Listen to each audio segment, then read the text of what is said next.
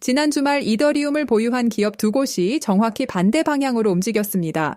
한 곳은 1,950만 달러어치를 추가로 사들였고 다른 한 곳은 보유하던 이더리움 매각을 오히려 늘렸습니다. 같은 자산인데 기업의 판단이 정반대로 갈린 겁니다. 기업이 코인을 사 모은다는 소식만 세다 보면 바로 지금이 가장 들뜨기 쉬운 자리가 됩니다. 오늘은 두 회사가 왜 반대로 움직였는지부터 봅니다. 그 다음에 그 매수 자금이 어디에서 나오는지를 짚고 마지막으로 이더리움을 보유하신 분이 이번 주에 무엇을 확인하면 되는지까지 정리하겠습니다. 먼저 1,950만 달러라는 숫자의 크기부터 짚어보겠습니다. 우리 돈으로 바꾸면 270억 원 안팎의 금액입니다. 이더리움 하루 거래 대금의 대면 큰 규모는 아니지만 한 회사가 한 번에 낸 주문이기 때문에 성격이 완전히 다릅니다. 같은 24시간 동안 시장 전체에서는 레버리지 포지션 1억 9,425만 달러가 청산됐습니다. 강제로 정리된 물량이 이번 매수의 10배쯤 된다는 뜻입니다. 누가 얼마를 샀는지만 세면 안 되고 그 옆에서 얼마가 강제로 정리됐는지를 같이 봐야 그 주의 실제 힘이 보입니다. 사는 쪽부터 하나씩 보겠습니다. 비트마인으로 추정되는 지갑이 이더리움 1,950만 달러어치를 추가로 매집했습니다. 회사가 직접 공시한 내용은 아니고 지갑 흐름을 본 업계 쪽 추정입니다. 이런 회사들은 주식시장에서 돈을 모아 코인을 회사 자산으로 쌓아두는 곳이라서 매수 자금이 본업이 아니라 자본시장 사정에 그대로 묶여있는 구조입니다. 그래서 이 매수는 회사 실적보다 조달 여건을 훨씬 가깝게 따라갑니다. 밖에서 들어온 이유도 같이 봐야 합니다. 같은 기간 비트코인 현물 ETF에서는 2억 6,500만 달러가 빠져나갔습니다. 블랙록과 피델리티가 그 유출을 주도했고 비트코인 가격은 11일 만에 최저치까지 밀렸습니다. 같은 기간 이더리움 쪽은 방향이 정반대였습니다. 미국 이더리움 현물 ETF에는 903만 달러가 순유입됐습니다. 국내 집계로는 129억 원이 이틀 연속 들어왔다는 숫자가 나왔고요. 두 숫자는 집계하는 곳과 대상이 다르기 때문에 그대로 더해서 쓰면 안 되고 방향이 같다는 정도로만 보시면 됩니다. 제도 쪽에서도 8월에 걸려있는 일정이 하나 있습니다. 그레이스케일이 8월 휴회 전에 클래리티 법안을 표결해달라고 상원에 촉구했습니다. 코인베이스 임원도 통과 가능성을 낙관한다고 밝혔습니다. 다만 표결 일정이 확정된 것은 아닙니다. 일정이 잡히기 전까지는 기대와 실망이 같은 자리에서 되풀이되기 때문에 이 항목은 확정될 때까지 재료로만 두시는 편이 맞습니다. 그런데 가격은 그만큼 따라 움직이지 않았습니다. 이더리움 가격은 코인리더스 집계 기준으로 1,850달러 언저리에 머물러 있습니다. 비트코인과 리플이 흔들리는 동안 이더리움만 버텼다는 평가가 나왔지만 버텼다는 말은 올랐다는 뜻이 아닙니다. 덜 빠졌다는 뜻이기 때문에 계좌에 찍히는 숫자는 그대로이거나 오히려 줄어있고 그래서 좋은 뉴스와 체감이 계속 어긋납니다. 이 어긋남을 어떻게 읽느냐가 오늘 이야기의 출발점입니다. 그래도 이번에 정리된 축이 하나 있습니다. 이더리움이 기업들이 회사 자산으로 담는 목록에 확실히 들어갔다는 점입니다. 몇 년 전만 해도 그 목록은 비트코인 혼자였고 이더리움은 후보에도 잘 오르지 않았습니다.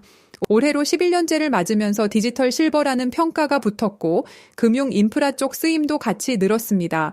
한번 목록에 들어간 자산은 다시 빠지기 어렵기 때문에 이 변화 자체는 되돌리기 쉽지 않고 가격과 상관없이 밑에서 계속 쌓입니다. 다만 목록에 들어간 것과 계속 사 모으는 것은 전혀 다른 이야기입니다.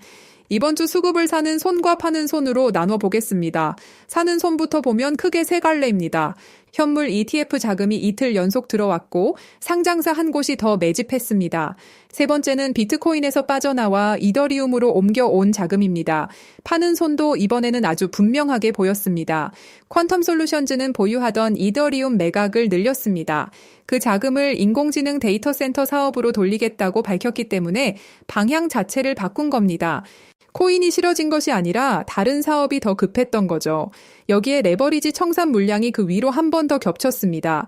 청산은 사람이 내리는 판단이 아니라 조건이 걸린 자동 매도이고 방향과 상관없이 기계적으로 나오기 때문에 그 주의 수급을 읽을 때는 따로 떼어놓고 세야 합니다. 그래서 이번 주 흐름은 매수와 매도가 서로를 지운 자리에 가깝습니다. 지금은 가격보다 순매집이 얼마인지가 훨씬 중요한 숫자입니다. 여기서 원리를 하나 짚어두겠습니다. 코인을 사 모으는 상장사들은 대부분 같은 방식으로 살 돈을 만듭니다. 새 주식을 찍거나 채권을 발행해서 현금을 모으고 그 현금으로 코인을 사서 회사 자산으로 넣어둡니다.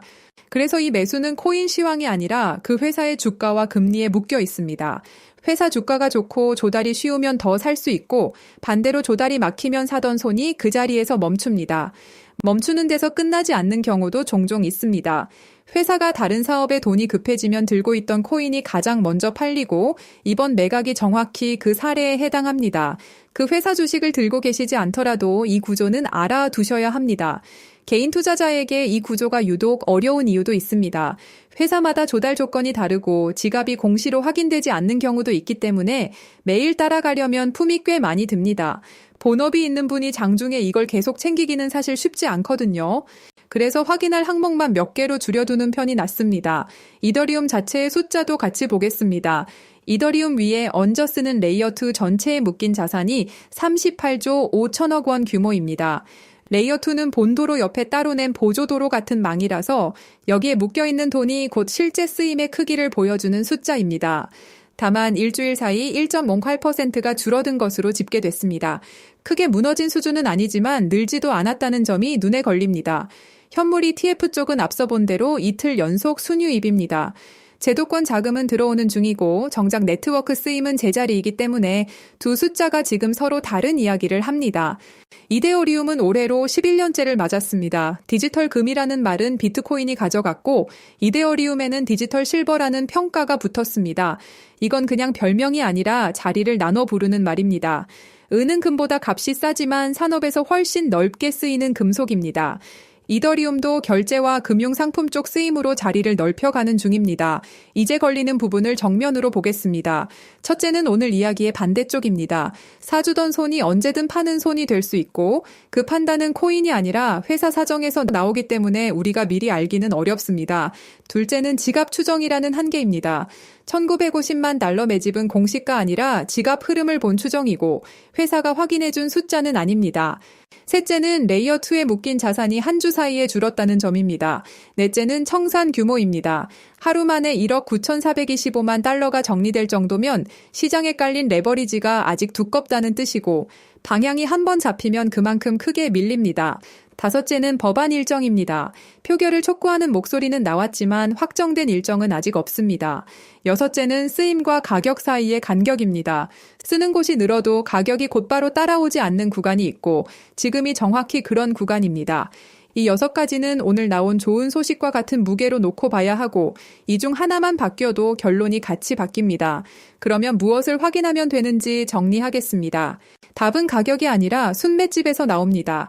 첫째로 상장사 쪽에서 사는 곳과 파는 곳 중 어느 쪽이 더 컸는지를 보시면 됩니다. 둘째는 현물 ETF 순유입이 이틀에서 끊기는지 이어지는지고 셋째는 매각을 밝힌 회사가 추가로 더 파는지 여부입니다. 이 셋 중에서는 첫 번째가 가장 중요합니다. 나머지 둘은 결국 그 숫자로 모이기 때문입니다. 큰 그림에서 보면 돈이 들어오는 순서가 있습니다. 먼저 규제가 정리됩니다. 그 다음에 제도권 상품이 올라옵니다. 상품이 자리를 잡으면 기업이 그 자산을 회사 자산으로 담기 시작합니다. 회사 장부에 담기면 그 위에서 실제로 쓰는 곳이 늘어납니다.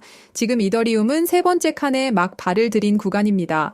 그런데 이 순서에는 되돌아 나오는 길도 같이 나 있어서 회사가 들고 있던 물량이 다시 시장으로 나오면 앞에 두 칸이 아무리 좋아도 가격은 눌립니다. 그래서 다음에 볼 것은 이 온기가 어디까지 번지느냐입니다. 결제망과 금융상품 쪽으로 얼마나 넘어가는지 그 경로에 실제로 닿는 이름들이 어디까지 늘어나는지를 계속 따라가 봐야 합니다. 여기까지 번지면 이야기가 달라지는데 그 확인은 하루아침에 끝나지 않습니다. 그래서 오늘 짚은 확인 항목만 따로 정리해 두었습니다. 어디서 보시면 되는지는 잠시 뒤에 말씀드릴게요. 앞으로의 경로는 세 갈래로 보시면 됩니다. 강한 쪽은 ETF 유입이 이어지면서 상장사 순매집도 같이 늘어나는 경우입니다. 중립은 사는 손과 파는 손이 지금처럼 서로를 지우는 경우고 경계할 쪽은 매각을 밝힌 회사가 한 곳 더 늘어나는 경우입니다. 이더리움을 보유하신 분은 상황에 따라 다르게 보셔야 합니다. 비중이 감당 가능한 분이라면 이번 주 흐름에 조급해야 할 이유는 없습니다. 사는 손과 파는 손이 같은 주에 같이 나왔고 그 균형은 한 주가 아니라 몇 주에 걸쳐 확인되는 숫자이기 때문입니다. 고점에서 사신 분은 본전 가격을 기준으로 삼지 않는 편이 좋습니다. 본전은 시장이 기억해주는 숫자가 아니거든요. 지금은 손실폭을 세는 것보다 순매집이 어느 쪽으로 기우는지를 보는 편이 낫습니다.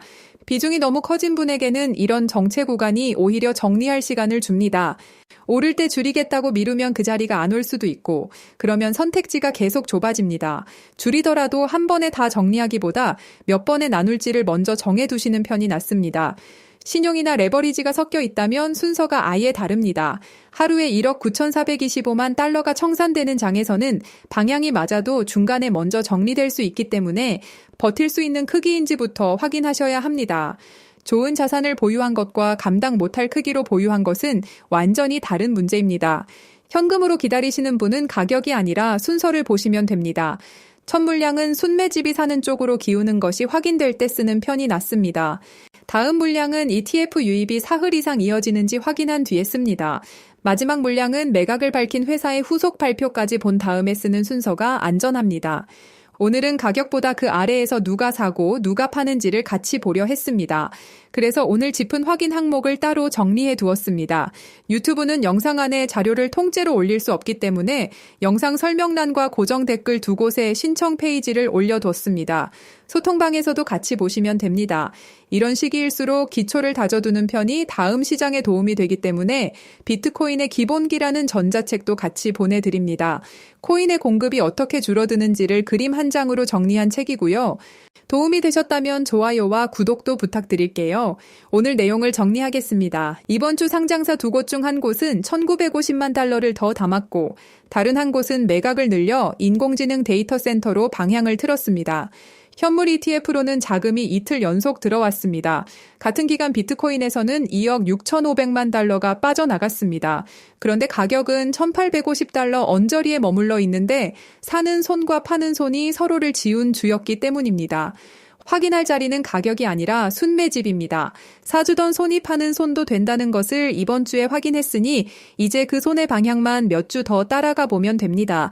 가격은 우리가 정하지 못합니다. 비중과 현금 그리고 확인 기준은 우리가 정하는 겁니다.